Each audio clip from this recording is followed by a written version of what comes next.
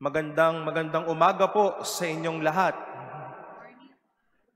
We praise once more and thank the Lord for gathering us this morning as we celebrate the solemnity of Jesus Christ, the King of the universe. And we've been telling all of you that this is the last Sunday of Ordinary Time, the last week in Ordinary Time, because come next week, it will be a new liturgical year for us. And it is a great time for us to really recall and embrace the many blessings we have all received during the past liturgical year. Na-miss po namin kayo last week. No? Alam ko pong madami ang natakot sa threat ng bagyo. And we are all happy that you are here this morning to gather and celebrate the Holy Mass with us. As I've said, come next week, we shall be opening a new liturgical year with the preparation days we call Advent. Maliban po sa pananalig at pananampalataya natin, sinasabi natin sa misa, si Kristo ay namatay, si Kristo ay nabuhay. Ano po yung pangatlo? Si Kristo ay babalik sa wakas ng panahon. Our faith in the second coming of Jesus. Pero ito din po ay panahon para maging sariwa at totoo hanggang ngayon ang kwento ng kapanganakan ng darating na Mesiyas na ito. The infancy narratives will be clear about naming this person. The angel Gabriel told Mary that this child will be named Jesus. He will be the Savior. By the name Jesus, it means God saves. The Gospels would call him, he will be called Emmanuel. All throughout the course of Jesus' life, he was named Christ because he is anointed. But today, my dear brothers and sisters, Jesus was at least explicitly telling all of us his one forgettable name, that explicit answer to Pilate, that I am a king. Isa akong hari. Yes, I am Jesus. I am Emmanuel. I am Christ. But don't you forget, I am also a king. And this was true with the conversation between Pilate and Jesus. When Pilate asked him, "Then you are a king?"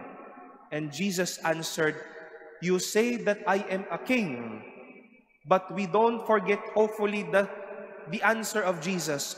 For this I was born, and for this I came into the world, to testify to the truth. Ang ganda nga po nung ibang pagkakasalin. I am a king, for this I was born, and for this purpose I have come. Oo, dadating ako sa mundong ito bilang tagapagligtas. Pero dadating ako sa bawat isa bilang hari. At gagampanan ni Jesus ang pagiging hari, hindi lang noon kundi hanggang ngayon, ang kanyang kaharian na punong-puno ng pag-ibig at saysay para sa atin. And obviously, we will not celebrate Christ the King without acknowledging how he was true and faithful as King. How he was faithful and true to this reason and purpose in life that he all shared with us this feast day. Our first reading and second reading would show how we have been praising God because he has been a good king to us. He has been faithful to the many purpose by being good, patient, and a provident King to all of us. Then and today, heaven and earth will continue to praise God because of His endless love for all of us. Kaya po magandang paalala ito sa atin sa linggong ito. At sabi ko nga, as we also reap the fruits of this past liturgical year, He is King so that He can give all from His heart and all that is the best for us. Hindi siya hari para saktan tayo. Hindi siya naging hari para sirain tayo. Hindi siya naging hari para iwanan tayo. But He came as King so that He can do His purpose in life.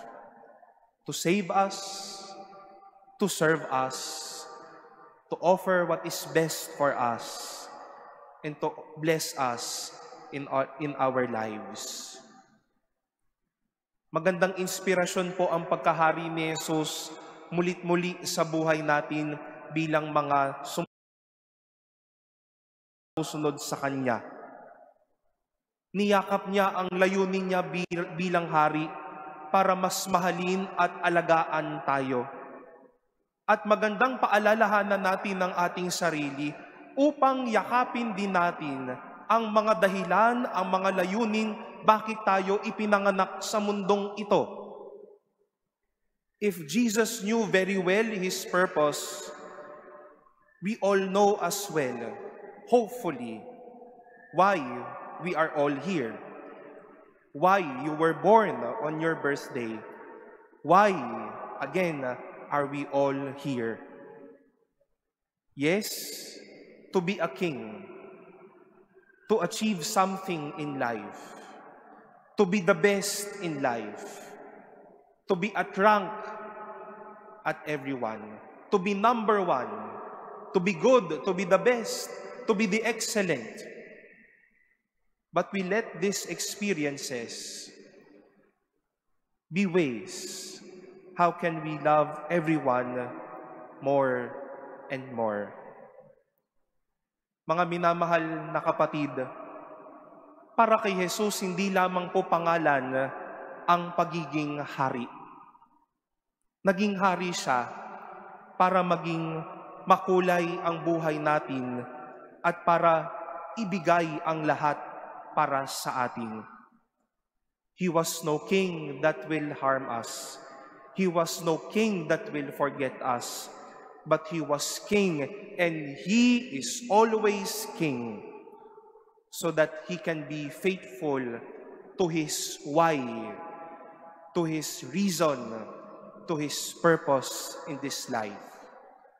To save us, to love us, to give all the best blessing, and to give His life as the best blessing for all of us. I throw this mission to all of us. Know your purpose, know your reason why we are all alive. And as you find that purpose, make that purpose reasonable and fruitful by serving others and making your lives and their lives a concrete sign of God's blessings and love.